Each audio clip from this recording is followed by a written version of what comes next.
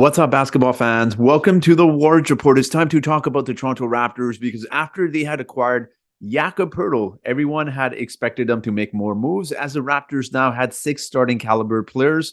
And also, well, I'm going to be discussing, we got some information of what some of the deals were offered to the Raptors for Anunoby and Fred VanVleet as well. So I'm going to be breaking that down, as well as going into a little bit of a detail to talk about Jakob Poeltl, what he could do with the Raptors, also the detail of the protection on the draft picks that the Raptors gave up. And at the end of the video, I'm going to be talking about the standings and what the Raptors' chances are of making the playoffs and heading into next season, as well as their future. So if you're ready to watch, make sure to give it a thumbs up. If you wish to hit the subscribe button as well, that would be very much appreciated. So with that being said, let's get into today's video. Now, the first rumor here was being reported by NBA Central that apparently the Raptors wanted Jonathan Kuminga and picks for OG and Anunoby. Now, I will state one thing, guys, before people state it's too much. Look, normally on a normal season, would OG and Anunoby be commanding such a deal? Not necessarily, but I truly believe the Raptors are in a position where they truly do not wish to part with OG and Anunoby because they really like him. So in order for their teams to acquire OG and Anunoby, you're going to have to give up a lot. Now, I want to quickly take a look at the Warriors' salary cap situation here, as well as their roster, because before people say that is way too much for OG and Anunoby, you have to realize that Steph Curry, Klay Thompson are 34 and 33 years old. So OG and Anunoby is an established two-way player in the NBA. Look, don't get me wrong, guys. Do not get me wrong here. Obviously, Jonathan Kuminga's got high potential, but he's 20 years old. And look, if the Warriors aren't throwing in Jonathan Kuminga, what else are you throwing in there to match $18 million? Like, realistically, ask yourself, the Raptors probably weren't on Kevon Looney. So who else are you trading there to make up the $18 million? I don't know, guys. It makes it a lot more complicated. And obviously, James Wiseman is no longer on the Warriors. This is not updated, but I'm assuming it was something surrounding James Wiseman and other players as well. Now, before people state they should have taken James Wiseman, he is someone they need to develop, and the Raptors already have a big man in Christian Koloko who they need to develop. So I don't know if this would have made a lot of sense. Like, Moses Moody is someone, look, let's be honest, Moses Moody is going to be a good role player. I don't really see him being a starting caliber player. So it's there may be a lot of questions as to why the Raptors didn't make moves. And I'm not going to lie, initially I was upset as well. But seeing some of these trades and trade potentials that came the Raptors' way, you really have to understand that Masai and Bobby made the right decision. Let's talk about some other OG and Anunoby rumors as well, because it was being reported the Grizzlies and Pacers offered 3 first-round picks to the Raptors for OG and Anunoby. Now, I know what people are thinking. Are you kidding me? You got 3 first-round picks from the Grizzlies? I will state, though, the likelihood that the Grizzlies were including Danny Green's $10 million in there and maybe another additional player, which, let's be honest, isn't a great return for the Raptors, because OG Anunoby is a good player, yes, but also because the Grizzlies are a top 5 team in the NBA currently. And let's be honest, they're a young team that's only getting better. So in the next 2 to 3 years, do you realistically see that pick being anywhere lower than the 24, 23? Not really. So the Raptors essentially are getting late first-round picks, so I don't think that's a good deal. However, the Pacers, that one was a little bit intriguing. We don't know what was thrown in there. I'm assuming some sort of Buddy Hield again. I don't even know if he was thrown in there. That would have been interesting. Like, let's not lie. The Pacers are a really good team that have a bright future, but 3 first-round picks from them, that's a decent amount. Again, the article went on to state that the Raptors weren't getting the players they wanted, which is why they refused the pick. So while the Pacers picks may be attractive, I just see a Pacers team, especially with the Brooklyn Nets, not being as good as they are expected to be without KD and Kyrie. Now, I see the Pacers becoming into the future. Maybe not right now, maybe in the future being a top 6 team as well. So again, you really have to question, like, are those picks going to be valuable in a couple of seasons, right? So again, that's the only thing. But let's talk about some other trade rumors as well here. Now, we're going to continue with the OG trade rumors because a lot of people were expecting him to be moved, but NBA Central again once reported that New Orleans Pelicans decided it wasn't the right time to make an all-in move for a player like OG or Mikal Bridges. The Pelicans did not show much interest, including former first-round picks Trey Murphy or Dyson Daniels in potential deals. Now, I stated this yesterday when I made a video, I believe it was a few days ago, when I talked about this in one of my community posts and videos as well, where I stated the Raptors would be very lucky to get one of Herb Jones, Dyson Daniels, and Trey Murphy. Obviously, the Pelicans were rumored to be a team that would be very interested in OG and Anunoby's services. But like I stated, like, look at it from your own team's point of view. As a Raptors, would you give up Precious Achiuwa for a really good 3-and-D player that is an all-star caliber player, right? So again, that's the thing. You have to view it from another team's point of view. And people were saying, fans were saying, you guys were saying in the comment section that you want at least 2 of Herb Jones Dyson Daniels, and Trey Murphy as well. I told you guys that just wasn't going to happen.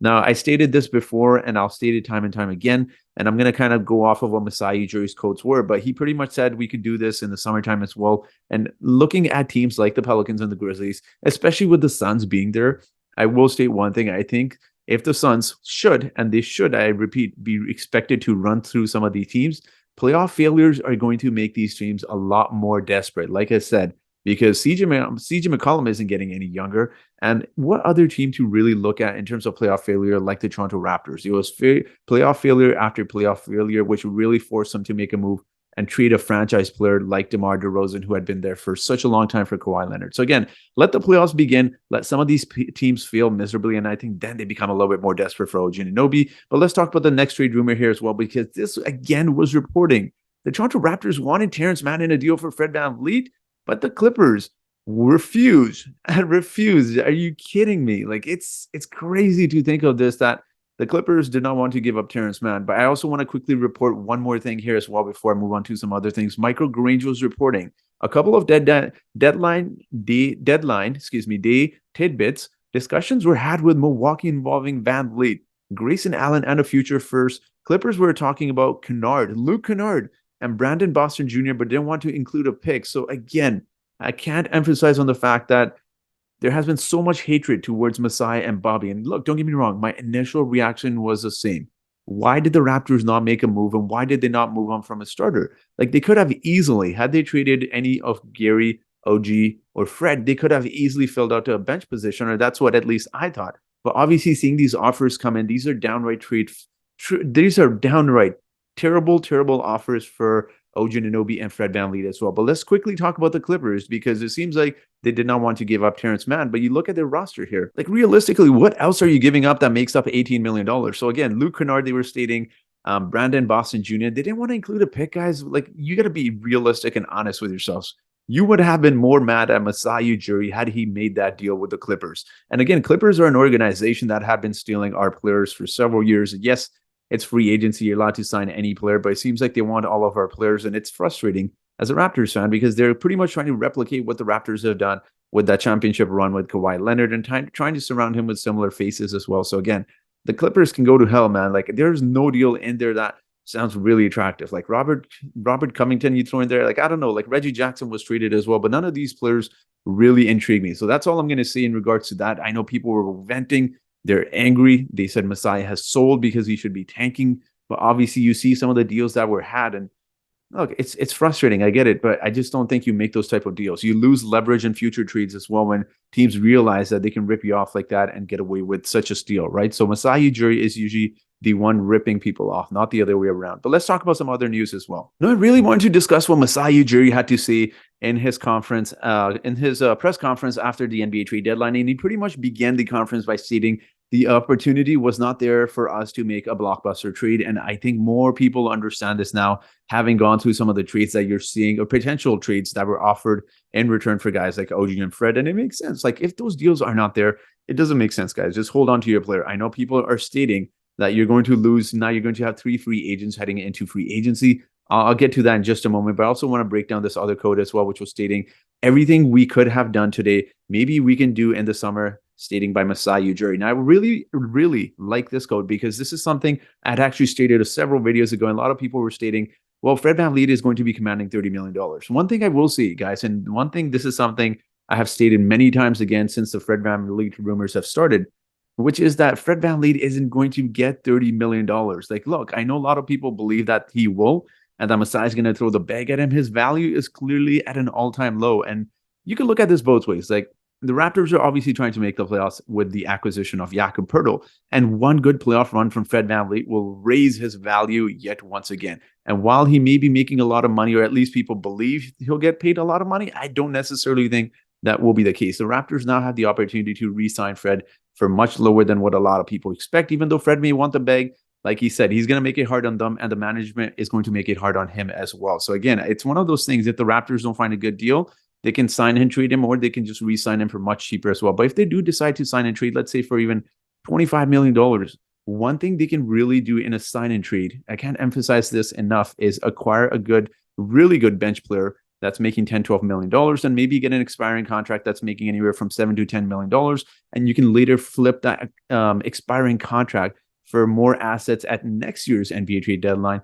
And don't put it past the Raptors. I will state this, guys, regarding OG and Fred as well. Maybe more so OG, given his value, obviously, across the NBA, is do not be surprised. And someone had actually stated this on Twitter, but do not be surprised if the Raptors make a deal on draft day where they move up in the draft or either acquire another first round pick, maybe perhaps in the lottery. So again, that's all I'll state in regards of that. The Indiana Pacers, the way they're playing right now, they're definitely going to be in the lottery. So maybe the Raptors make a deal then, right? So do not be surprised if they do. This draft is very deep, and I think the Raptors may very well do that as well. Now, another thing I really want to get on Discord as well, because people were making fun of Masai Ujiri like crazy, and he was stating that Ujiri says they need to be a better three-point shooting team. I plead it doesn't happen overnight, either by development or outside additions, later shooting and centers. Now, I will state one thing, guys. I know people are saying, well, you need three-point shooting and you acquire Jakob Poeltl.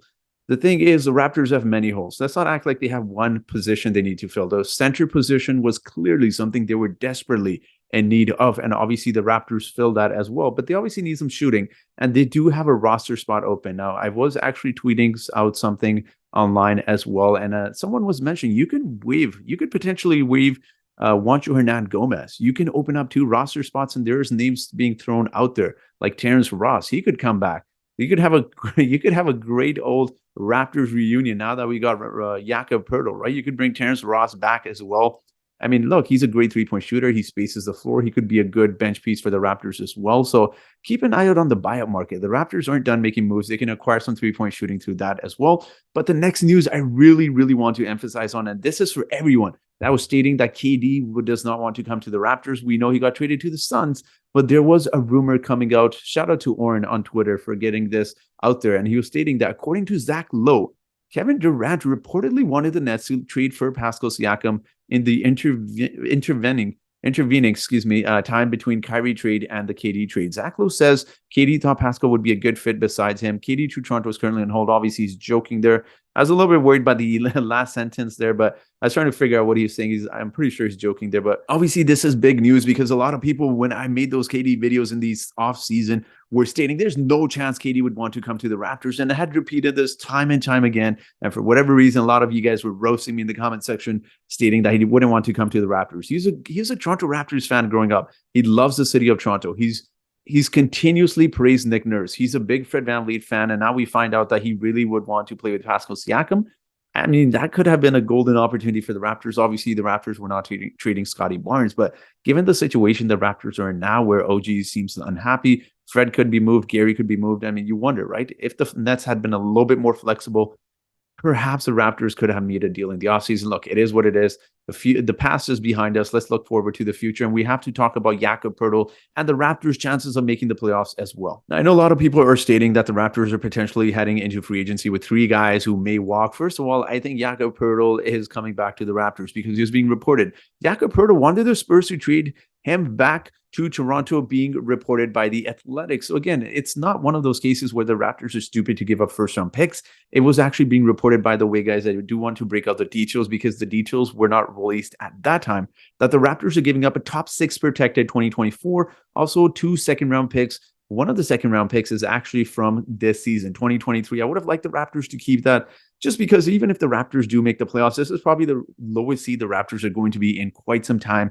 And it would have been one of those second round picks, which are late 30s, early 40s. So again, I probably would have preferred to keep that, but you got to get something, right? Like the Raptors didn't move any key pieces, which is good. They got rid of Kem Birch's salary in there as well. So again, I know it's quite a steep price, and maybe perhaps the Raptors, look, given the way the trade deadline went and guys like Bones Highland went for 2 second round picks, Mo Bamba got traded for Pat Bev, like deals like that were really made you question, did the Raptors give up a lot for Jakob Poeltl?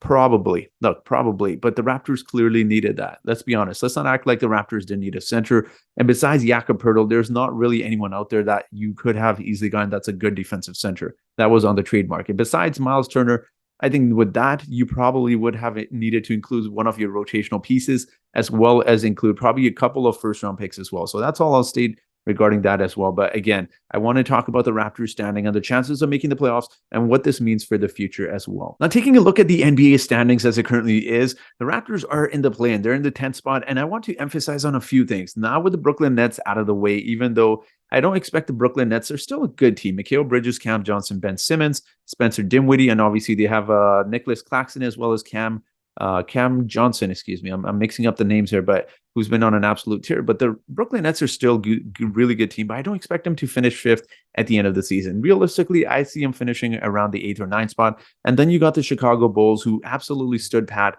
at the NBA trade deadline. I don't think Atlanta Hawks made any trades either, but I just don't see those two teams finishing ahead of the Raptors, and nor do I see the New York Knicks.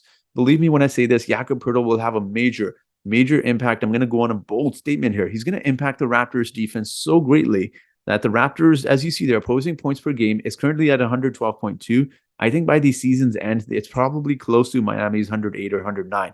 Like, he's going to, with him on the floor, you're going to allow that much less points. You're going to have shot blocking. You're going to have good defensive rebounding, which the Raptors are dead last or close to dead last in the NBA. So he's going to have a big impact. But I also wanted to talk about something else, which I find is going to be very important in determining where the Raptors end up by the end of the season. And this was toughest schedules remaining. So toughest schedule right now, it belongs to the Philadelphia 76ers.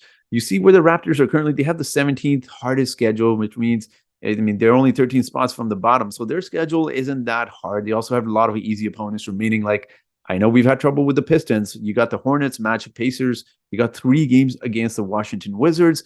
And two of the games against 2 of the games of the Celtics are, I believe, the last 2 games of the season, and Milwaukee's there as well. Like the last 3 games of the season, when Milwaukee and Boston should technically be resting their star players, it'll be easier to win some of those games. So again, it's not one of those cases where the Raptors' hardest part of the schedule is remaining. The hardest part of the schedule is gone. The Raptors have a very easy schedule moving forward. And you take a look at some of the teams I mentioned that were ahead of the Raptors, New York being one of them, Brooklyn being one of them, and even teams like the Atlanta Hawks and Miami Heat are much ahead of them. They got a really tough schedule remaining. So again, I think that's really going to catch up on a lot of teams as well. I see the Raptors finishing 6th. That's a bold statement perhaps, but I see the Raptors finishing 6th. I think people are really sleeping on the fact that Jakob Poeltl is going to have a major impact on the Raptors overall. Pascal likes playing with him. Jakob is also someone that is a very good passer for a center. While there may be questions around his shooting, his floor spacing, and his free throw percentage as well, there are a few things I really want to emphasize before I quickly end the video off. He's a team player. He's going to be someone that's not going to be complaining. Like, you could go to different lineups at the end of the game. Jakob isn't a player like DeAndre Ayton, where he's going to be complaining to the coach about being benched in the 4th quarter. Jakob is someone you play 25 minutes a game, and you can still give good minutes to Precious Achiuwa as well as Christian Koloko, where you can essentially not really put him in a position where you force him to accelerate growth. So it's going to be one of those things where Christian Koloko can finally develop at a slow pace. There's not as much pressure on him to be the big man of the future for the Raptors, because obviously the Raptors will sign Jakob Poeltl. Now, in terms of Gary Trent Jr., Fred VanVleet, I quickly want to talk about this as well. I think Fred VanVleet, again, guys, you do a sign and trade in the offseason. As much as I have stated this, where I've stated that Gary Trent Jr. is probably the most tradable player and one that's probably going to get traded at the NBA trade deadline. I think it makes sense to keep him, especially with Jakob being here and especially with the uncertainty of Anunoby and now Fred VanVleet as well. So you need to keep some shooters. And I mean, let's be honest, like, I don't have the statistics with me here, but Gary Trent Jr. is a much better catch and shoot 3-pointer than Fred VanVleet as well. Again, I'm very interested to hear your thoughts. So make sure to leave your thoughts down in the comment section below, because everyone was flaming Masai, Ujiri, and Bobby Webster for the lack of deals post Jakob Poeltl, but obviously you see some of the deals that were proposed. I'm personally glad the Raptors didn't make them. I want to hear from you guys. Make sure to leave your thoughts down in the comment section, and let's get to our trivia question for today. And the trivia question for today is, which team did Jakob Poeltl play for in college? Was it A, Connecticut? Was it B, Arizona? Was it C, Missouri? Or was it D, Utah? So whoever answers this trivia question correctly first in the comment section gets a shout out in my next video. So that will be it for today's video, guys. Thank you so much for all the support and the growth over the past month or so. I really do appreciate it. And as I stated, I will do a prize giveaway, which I will be announcing shortly as well. So stay tuned for that. And if you're still watching, guys, make sure to hit the subscribe button as well. And that will be it for today's video. So thank you so much for watching this video. And I hope you guys have yourselves a great day.